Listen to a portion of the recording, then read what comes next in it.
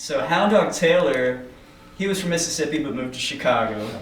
He played these cheap Teisco guitars, which now are like hip and cool and probably expensive. But what's crazy, on his playing hand, he had 6 fingers. And I think you could see it there. But you know, he didn't really use it musically. It was like, because he was playing slide. I love this. This is some of my favorite blues because it's so unpretentious and like just fun. It was the House Rockers. It was a trio. So you had a drummer, Hound Dog, and then no bass player. So this is like the White Stripes and all that way back. The other player was a guitar player, but he would play like bass lines with his tone rolled off, and they aren't conventional bass lines. They're like oddball and cool. Hound Dog Taylor, he's famous for this tune called "Give Me Back My Wig." Kind of this sort of thing here.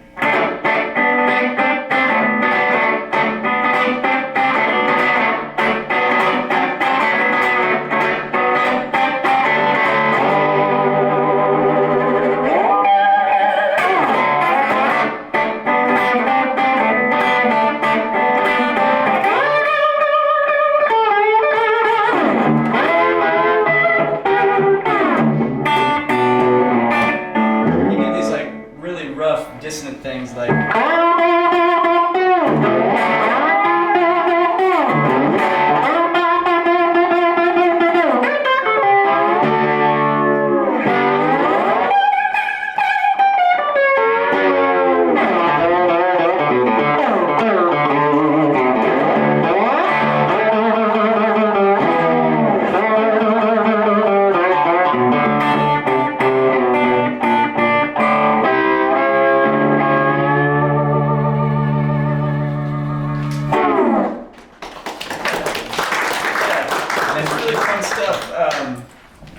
he has my favorite music quote of all time. It's, I don't know how to play shit, but I can sure make it sound good. Beautiful philosophy. Another couple of slide guys of note in the modern era. I mean, Derek Trucks is like the Jedi master, but a couple of my personal favorites, Ry Cooder. He's like the Indiana Jones of music. He's done all these crazy projects outside of, you know, he did a bunch of soundtrack work in the 80s for movies like Crossroads. It's all about the blues. You know, if you watch a movie and there's a guy walking out in the desert and you hear a slide guitar and it's from the 80s, it's probably Ry Cooder. But I just love his touch, and he plays so hauntingly beautiful. But he's gone around, he's played with Indian musicians and West African musicians, Cuban.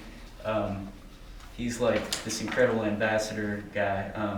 He's one of my favorite slide players. Also Earl Hooker, from the same period of Chicago we were talking. 2 Bugs and a Roach is one I wrote down, I think, for it. But he would use a wah-wah and play slide. It's sort of in the style of Muddy and Nighthawk. But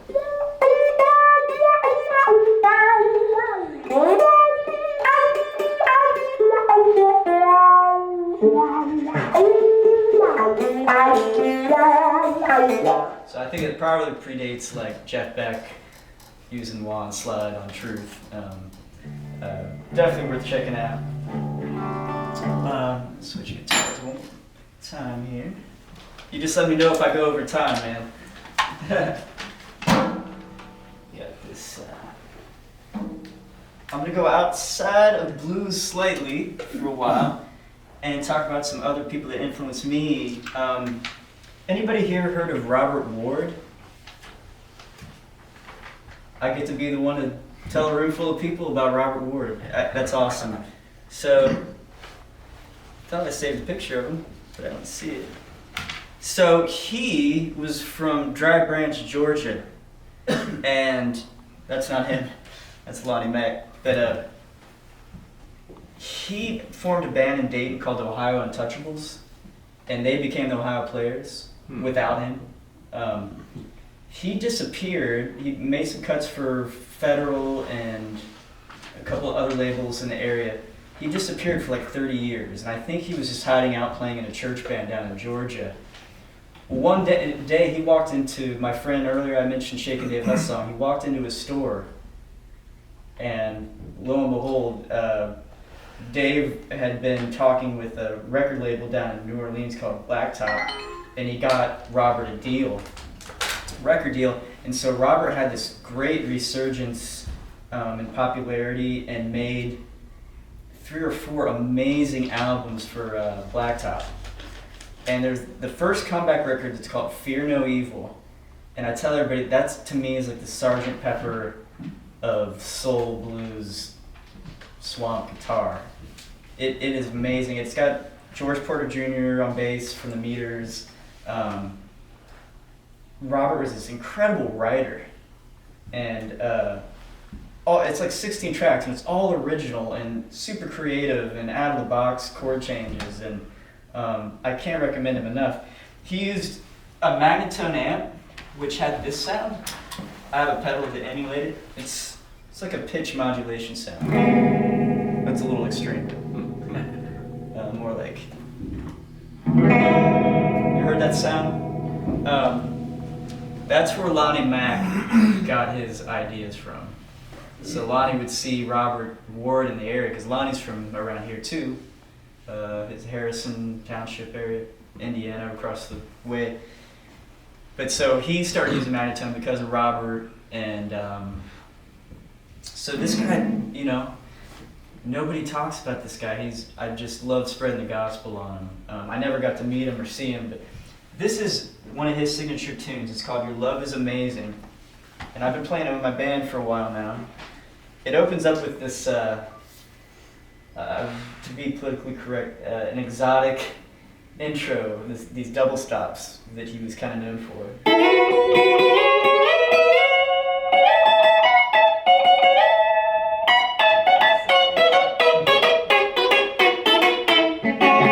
That's the intro, and then it gets into it with this.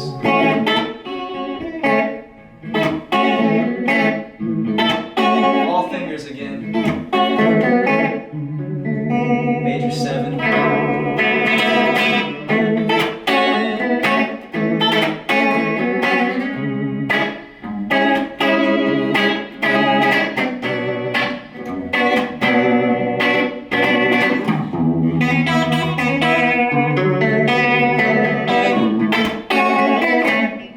Solo's like.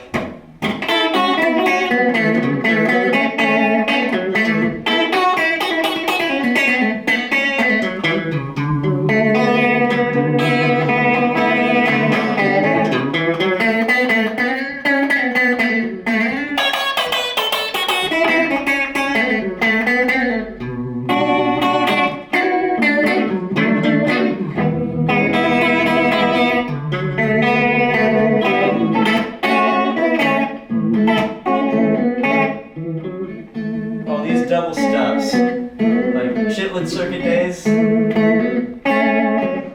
This is that relative minor box.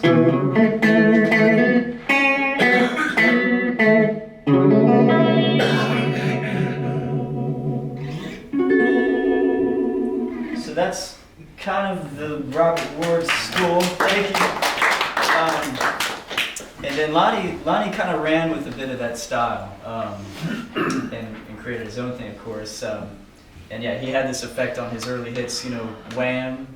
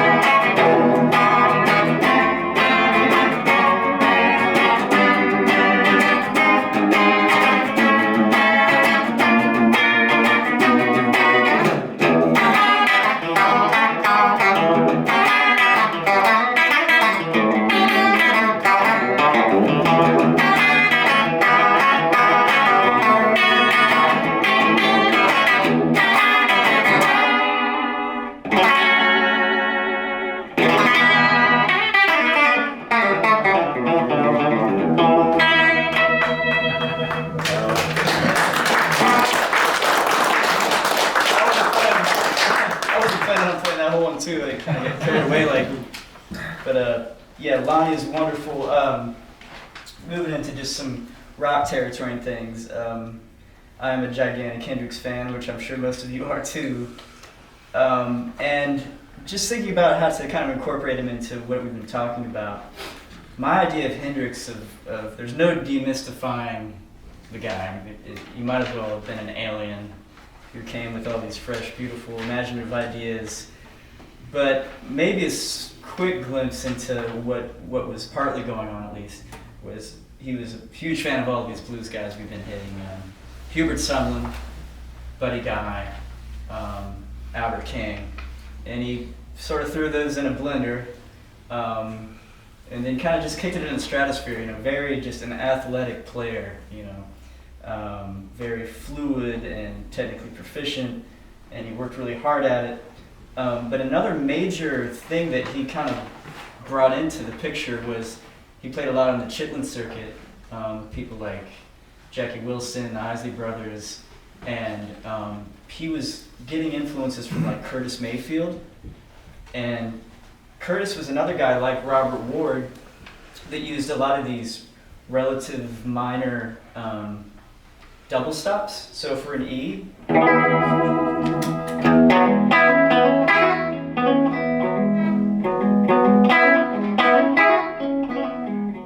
pulling off and hammering on and pulling off, and playing around with that realm. It's just a different space. And when you get into Axis Bowls of Love with with those ballads like Little Wing, Castles Made of Sand, it's kind of like blues meets Curtis Mayfield on acid.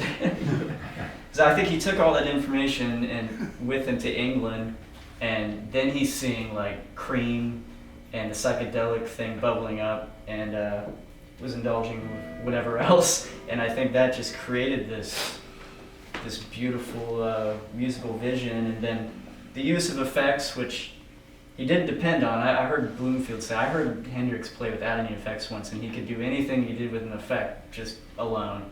But he used the stuff in a really musical way, like in the way he used the studio with Eddie Kramer. It kind of took all this stuff and made it 3D. So yeah, obviously I love Hendrix. I recommend anything. His Band of Gypsy stuff is sort of a whole other thing too. That's like shoot from the hip, blues funk with a R&B rhythm section. But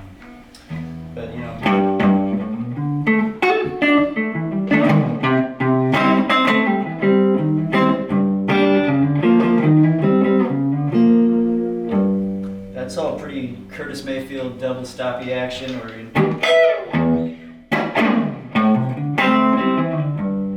he would use this suspended chord a lot, which I guess is like a 9. I'm not sure. That's a very Hendrixy chord. Like on Castles, he slides that chord around.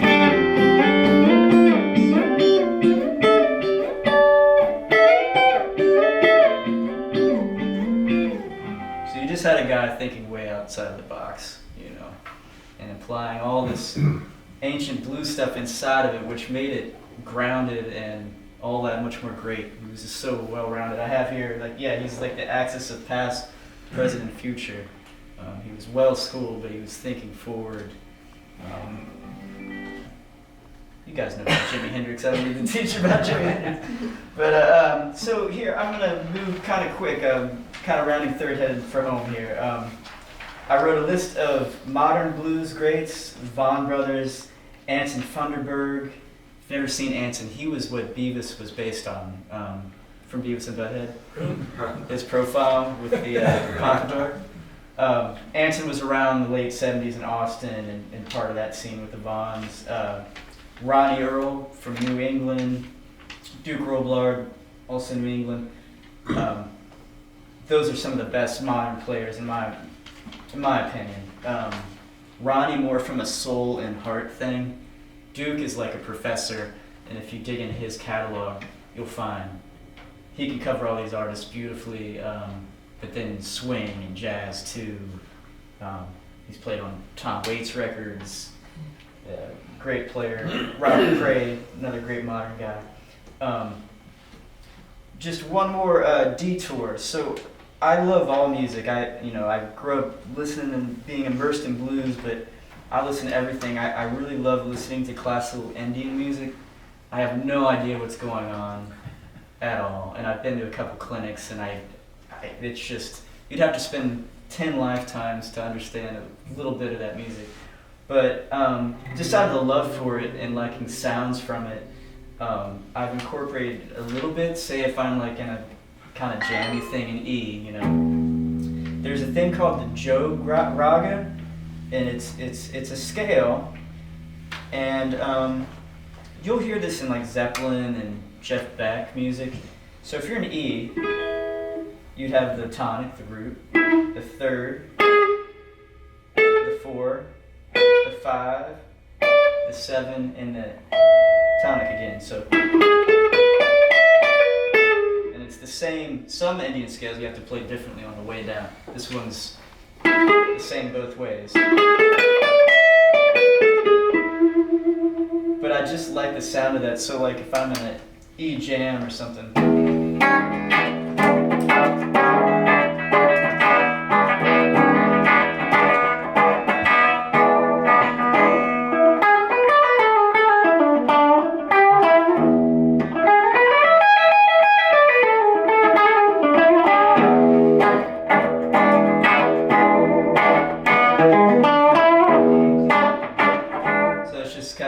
Flavor,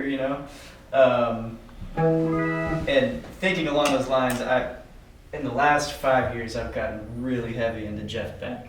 I didn't appreciate him when I was a kid. It just took me a while to come to his music, and he's kind of unparalleled. I mean, the guy just left such an amazing catalog of stuff. You may know, like in the early days he was playing Les Pauls and Tellys, and then the last decade or few decades of his life he goes to a Strat, and he developed this whole thing using his tremolo bar that I'm kind of working on at home, but these microtonal bends, and he did them with such precision. I've tried to kind of emulate it without using a tremolo bar, so like same kind of idea here.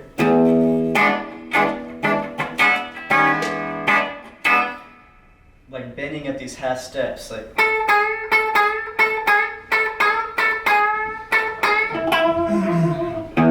or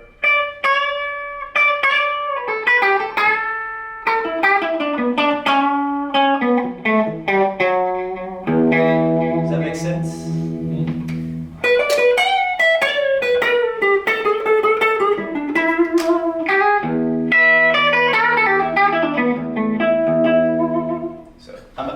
I can't play like Jeff Beck, but I just wanted to dive into that for a second.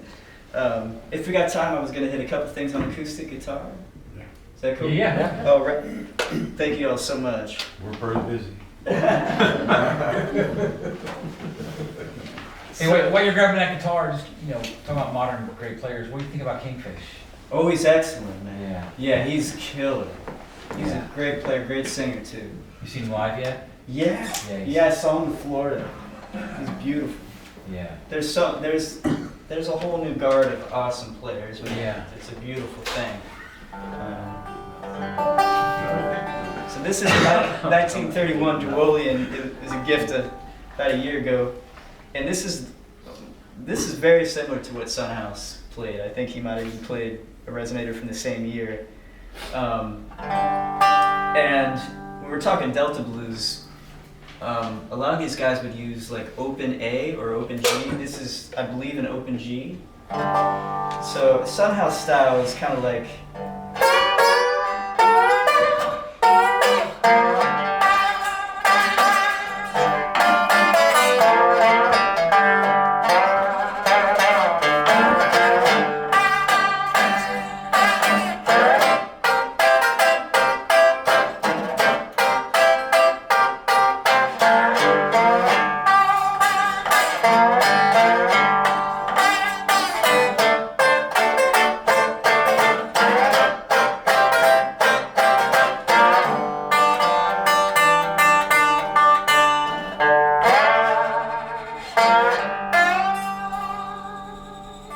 that's kind of an idea, you know.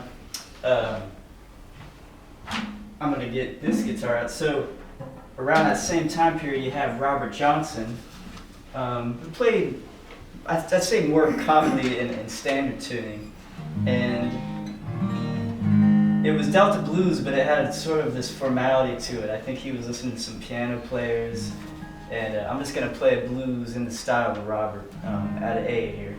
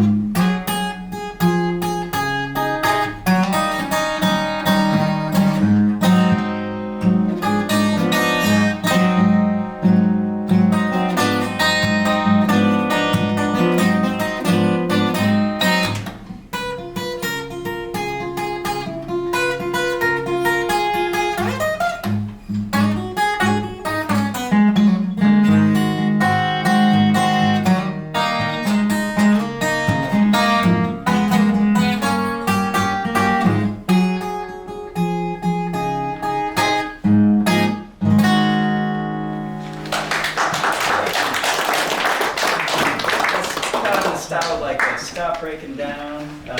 He played in a few open tunings as well. I'm doing a quick crash course just on acoustic style blues. So you had Delta blues, Son House, Robert Johnson, Charlie Patton, and then there's another style of acoustic blues called Piedmont. And so you're talking more of like the Carolinas and Virginia, and the whole style. I've got some not blues snob friends, but sure, that don't really think Piedmont is real blues, because it's got more like folk elements and ragtime elements, and it's prettier. It doesn't have like the grit of Son House. I personally like a lot of the Piedmont stuff. There's Mississippi John Hurt, Reverend Gary Davis. One of my favorites is a female guitar player named Elizabeth Cotton, and she wrote an American standard basically called Freight Train. And what characterized a lot of this school is more just regular, open chords, cowboy chords, major chords. So it doesn't have the same kind of grit as a lot of the other blues. But yeah, she also played a right-handed guitar strung upside down, and she invented this thing called cotton picking, where she's playing a bass line and playing a melody with her. Oh no, I'm confused. Yeah, well, one thing with her thumb and one thing with her index fingers. So, yeah, like Freight Train would be like.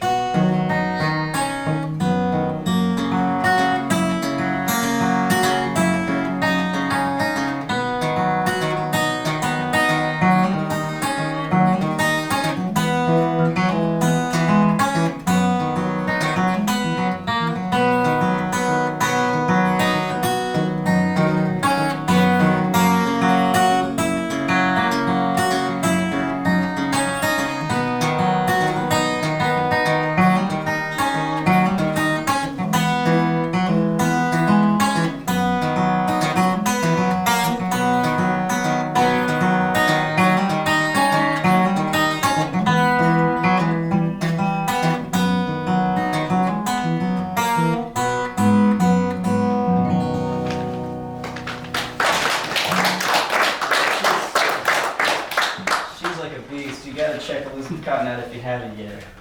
That stuff is amazing. Just a couple more things. I wanted to touch on one other kind of exotic pocket of blues, acoustic blues, would be the Bentonia style. Any of you hip to that? It's an area of Mississippi, and I would say the biggest artist that would represent that is a guy named Skip James. And check out Blues from the Delta. That's all his recordings when he was rediscovered. He had this super high, haunting voice. Actually, I'll play a second of him. So, something that characterizes this style is minor tuning. So open, but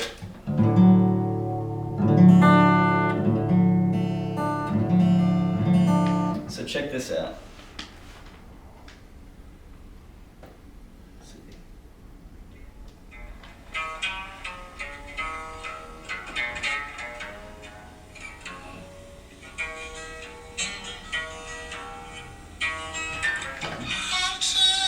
There he is.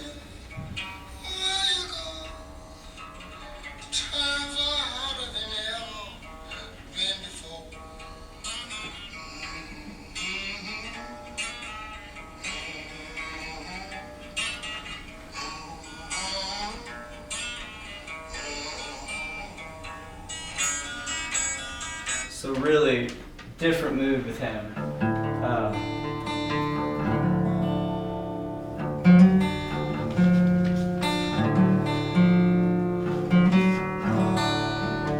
This tune called Illinois Blues.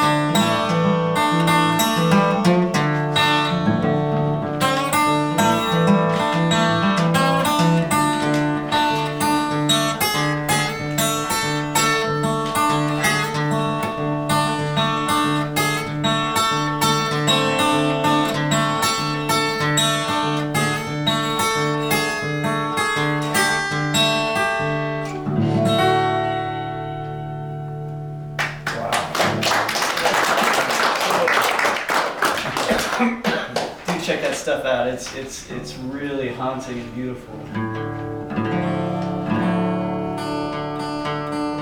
So I just kind of wanted to end on real quick, just how I've used the guitar over the years to write, and I've tried a couple different tricks. Early on, actually this pedal here that I just dug up, it's a line 6 delay, and it's got a loop thing function on it. And so a lot of my early writing was just from layering a rhythm part and then finding a melody to play over it. Another thing was just fooling around in open tunings. I found really conducive to writing because if you're new to an open tuning, you're sort of completely disoriented from what you know, and so you can just kind of seek and find, and even, chord shapes you would use in regular tuning might have a new voice, But I would use this open D constantly to write, and even if you find a conventional chord, say a major 7, it'll have a different voice to it that might inspire you in a certain way, Like this is like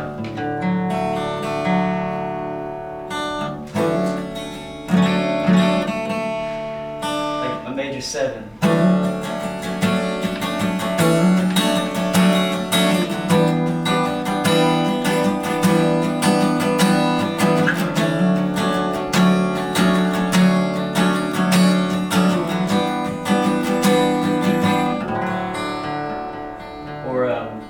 I ended up writing a ton of songs that had a flat 5 into it because, like, if you go up to, let's say, bar at the 5th fret, you've got this flat 5 here.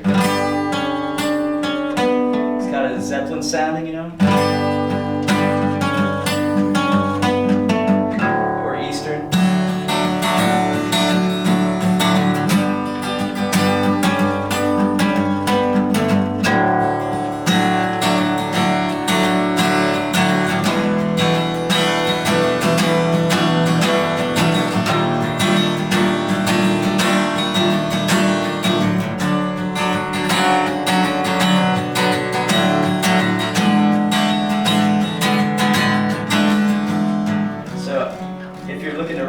songs, I highly recommend fooling around with open tunings. And if you want to further disorient yourself, if you're already too familiar with, say, open D, just detune one string maybe, like your high E, take it down now you're in a whole new territory, and you'll hit a bunch of wrong notes on your search for something that kind of makes a spark, A lot of my songwriting, I would hate for someone to look in on, because it's me just like singing gibberish, just like looking for notes, but like,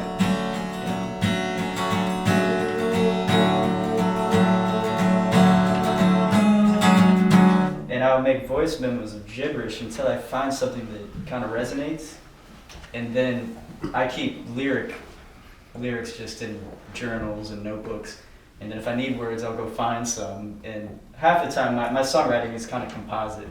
I'll build up, I used to use a micro cassette recorder, and I had a million of those little tapes filled up, but now the voice memo on your phone sounds great, and I'll go back after a couple months and see what's there, and it's half the time it's kind of cool, because it's like, oh, I don't remember doing that. Maybe it was at 3 a.m. or something, and it's kind of like finding a new idea, and then I'll composite that with maybe a part B, find some lyrics or write some on the spot, and that's kind of been my songwriting technique. But there's so many cool kind of tricks that you can do, like even just like taking the capo higher than you normally would, like up here.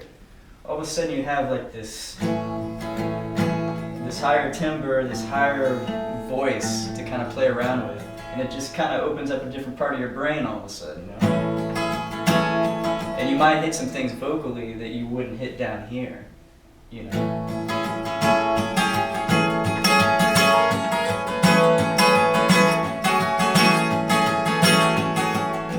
I'm completely disoriented. I don't know what I'm doing right now. That's what's fun, You might find something new. It's pretty dissonant, but maybe it's cool.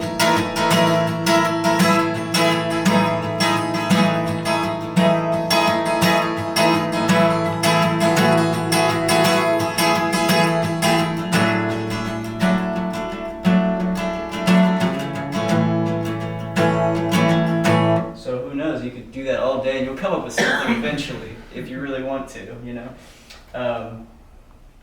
A couple other weird approaches. When I was in junior high, I had a crush on this girl, and she gave me her number, and I went home and I found the notes of her number. It sounds like a psychopath. Maybe I shared too much. But man, I could probably remember her number now if I could. So the riff is like, let's see. She still does not know. You ever call her? No, I didn't. Chicken Dad. I wrote a song. The riff is like, because I was listening to like the Strokes and stuff, so this was like, but it was like.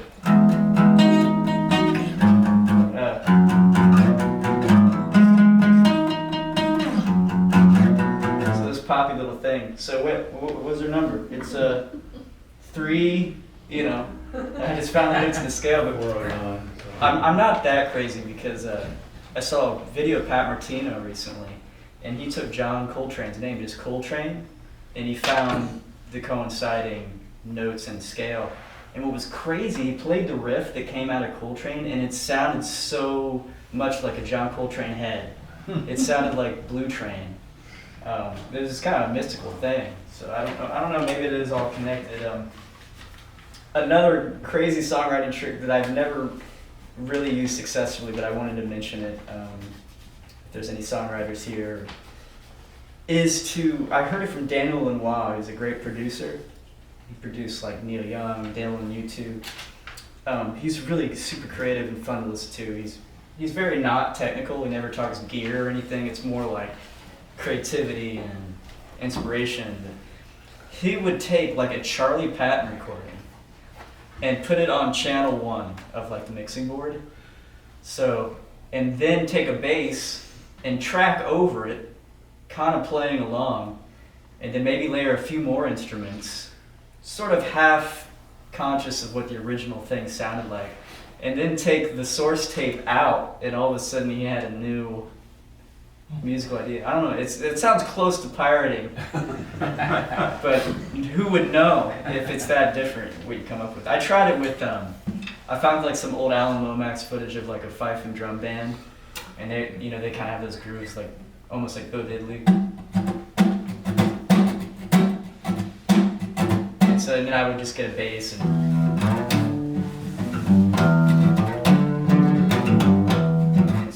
Child, but you know what I mean. You might come up with something. So, God, I know that's about all I have to say for today. I really appreciate you guys coming.